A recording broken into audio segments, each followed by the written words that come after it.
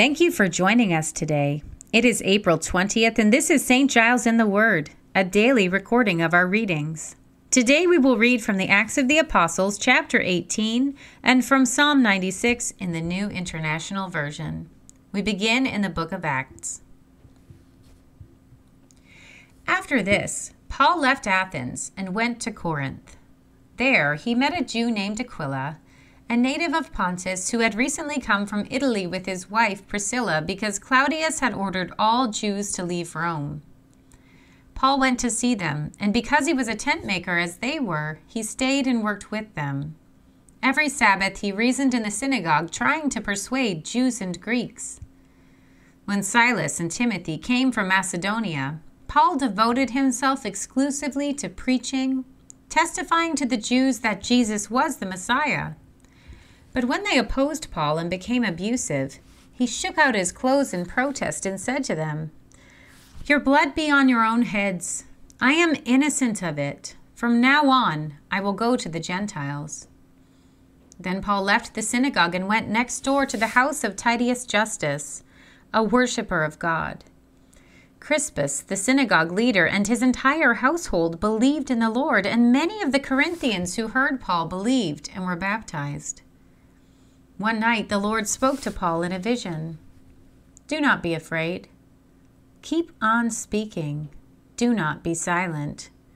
For I am with you, and no one is going to attack and harm you, because I have many people in this city." So Paul stayed in Corinth for 1.5 years, teaching them the word of God. While Gallio was proconsul of Achaia, the Jews of Corinth made a united attack on Paul and brought him to the place of judgment. "This man," they charged, "is persuading the people to worship God in ways contrary to the law." Just as Paul was about to speak, Gallio said to them, "If you Jews were making a complaint about some misdemeanor or serious crime, it would be reasonable for me to listen to you. But since it involves questions about words and names in your own law, settle the matter yourselves. I will not be judge of such things." So he drove them off. Then the crowd there turned on Sosthenes, the synagogue leader, and beat him in front of the proconsul, and Gallio showed no concern whatever. Paul stayed on in Corinth for some time.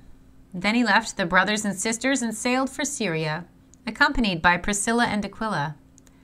Before he sailed, he had his hair cut off at Cenchreae because of a vow he had taken. They arrived at Ephesus, where Paul left Priscilla and Aquila. He himself went into the synagogue and reasoned with the Jews. When they asked him to spend more time with them, he declined. But as he left, he promised, "I will come back if it is God's will." Then he set sail from Ephesus. When he landed at Caesarea, he went up to Jerusalem and greeted the church, and then went down to Antioch. After spending some time in Antioch, Paul set out from there and traveled from place to place throughout the region of Galatia and Phrygia, strengthening all the disciples.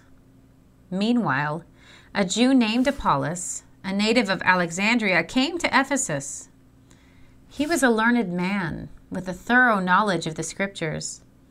He had been instructed in the way of the Lord, and he spoke with great fervor and taught about Jesus accurately, though he knew only about the baptism of John. He began to speak boldly in the synagogue. When Priscilla and Aquila heard him, they invited him to their home and explained to him the way of God more adequately.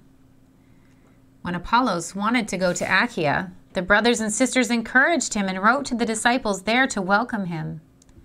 When he arrived, he was a great help to those who by grace had believed, for he vigorously refuted his Jewish opponents in public debate, proving from the Scriptures that Jesus was the Messiah. We turn now to Psalm 96. Sing to the Lord a new song. Sing to the Lord, all the earth. Sing to the Lord, praise his name, proclaim his salvation day after day. Declare his glory among the nations, his marvelous deed among the peoples. For great is the Lord, and most worthy of praise. He is to be feared above all gods. For all the gods of the nations are idols, but the Lord made the heavens. Splendor and majesty are before him. Strength and glory are in his sanctuary. Ascribe to the Lord, all you families of nations. Ascribe to the Lord glory and strength. Ascribe to the Lord the glory due his name. Bring an offering and come into his courts. Worship the Lord in the splendor of his holiness.